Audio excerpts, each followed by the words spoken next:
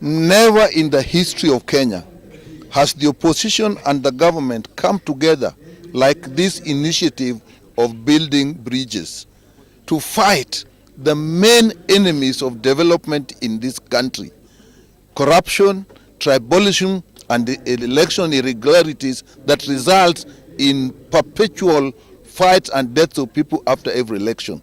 It is totally unpatriotic for the lords of corruption to derail the fight against corruption, tribalism, and all these other ills in the pretense that these are directed at them, trying to deter them from being elected. That is unpatriotic. That is a lie. We shall support the Building Bridges initiative, the initiative of Raila Amolo Odinga, to fight to bring this country to a level where citizens can benefit from the tax that they pay. We have come to speak to our people in a language they understand about the impending referendum. Let me tell you, a referendum is coming. You may want to say something about it, but it is coming. I would urge you to speak what you want during the referendum, because it is coming. And before it comes, we must prepare our people to understand the issues that are likely to be the questions which will be framed for the referendum question.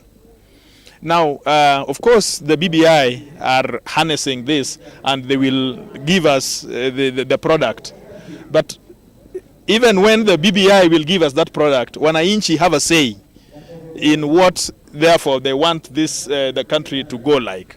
If you are going to talk about fixing corruption, if we are going to talk about fixing the enormous problem which has been with us, that is ethnic inclusivity, if we are going to talk about issues which will address or speak to historical injustices, the solution, if we are going to talk about anchoring our people in our constituents, in our counties, by increasing the revenues, increasing their allocations, we must fix the constitution.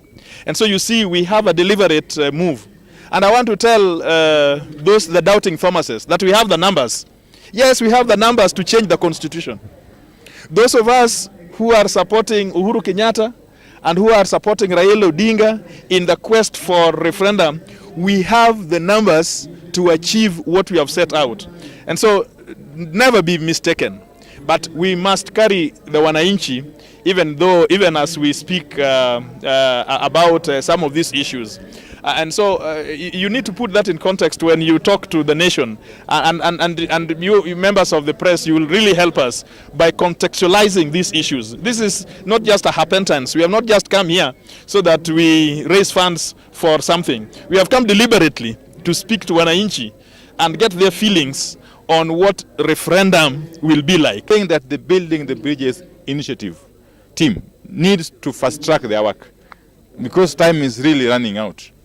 They need to fast track their work and give us recommendations on the way forward. And if in their wisdom they will recommend a referendum, which we believe they should, then Parliament needs to be more proactive by factoring in the budget in the current budget cycle, the budget that is going to enable us to hold a referendum within the next financial year, which is beginning in July 2019.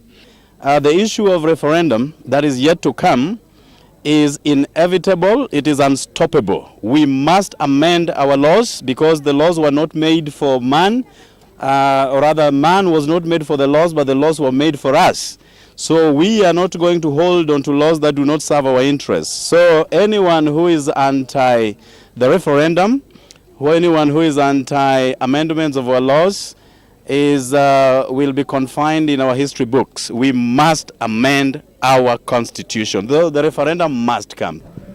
We must change the constitution to ensure that the bodies which are supposed to monitor and arrest and prosecute these thieves have enough power, have enough resources, have enough space, have enough requisite academic qualification that can enable them to fix this country once and for all.